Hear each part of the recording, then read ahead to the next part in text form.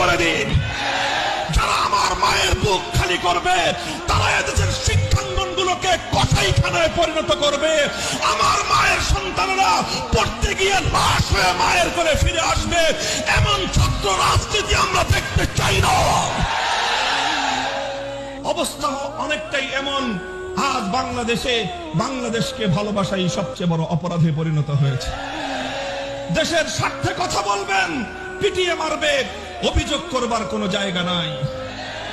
সংগ্রামী সাথী ও বন্ধুগণ, আমার কথা হলো এভাবেই অন্যায়, অবিচার, জুলুম, শোষণ, দুর্নীতি, জনগণের সম্পদ লুণ্ঠন ফিরিস্তি কয়টার দিব, কয়টার কথা বলবো? তানহামা দাগ দাগ সুদ, পুম্বা কুজা কুজা নেহাদ, সারা শরীর ক্ষত বিক্ষত, মলম আর পট্টি আমি কয়খানে লাগাবো?